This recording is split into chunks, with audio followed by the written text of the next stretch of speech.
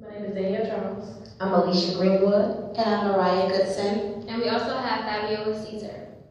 Today's topic is, do you believe that behavior and attitude of managers have a great deal to do with whether a health organization is a target for unionization?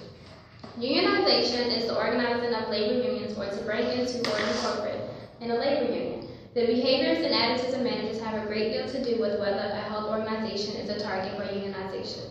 If employees believe they do not get what they need from their employer, they often turn to unions in hopes of achieving some sort of equitable treatment.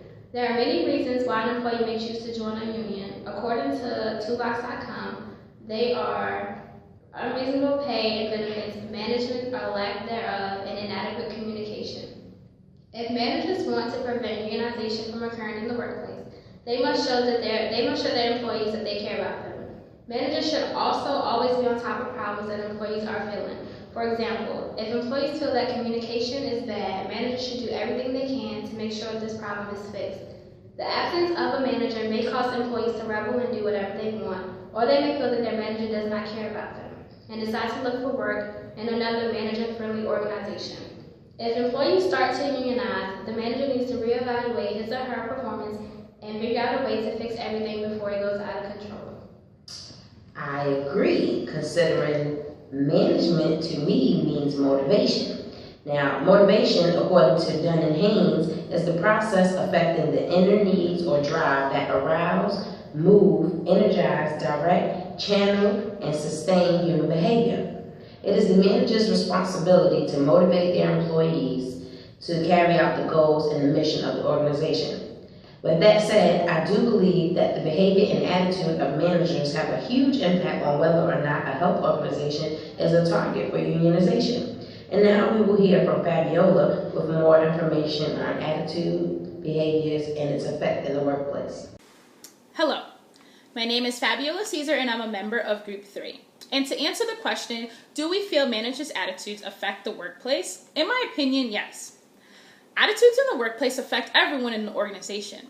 Positive attitudes help to develop and influence a good working environment. Attitudes can determine employees' morale, productivity, and overall good teamwork. According to the book Management Strategies and Organizational Behaviors, an organization's attitude is not only a means of enhancing effectiveness of the organization, but it's also desirable for the manager's own sake. So it's like saying, a smile is contagious. A positive attitude is also contagious. It helps keep the stress levels down, and it also keeps the overall flow of the workplace. Thank you. I also believe that managers' behaviors and attitudes is the cause of a union in healthcare. They are formed when the employees do not think that management is implementing things correctly or in a good manner. So as employees, they try to find ways around management. That is when a union is formed. This forces the management in the healthcare to work with the union.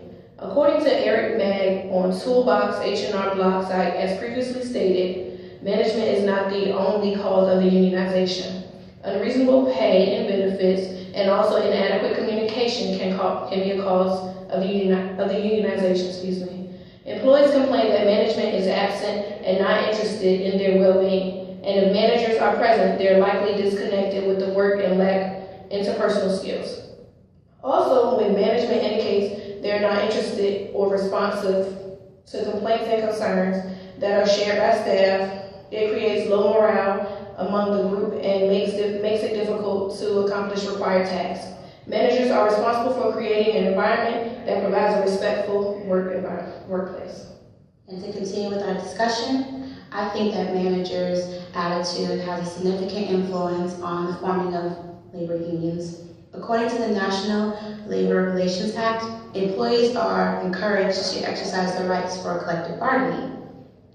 People feed off of each other's energy, so if the manager is impertinent or unfair, then the employees will not be motivated to maintain a positive attitude or work under leadership in the workplace. Also, for example, if the manager shows no concern for the concerns of his or her employees, the employees are subject to form a union, decrease their input into the organization, or leave the organization to work for another organization. And also, We have to be careful how we treat people because a positive workplace is a productive workplace. Thank you. Thank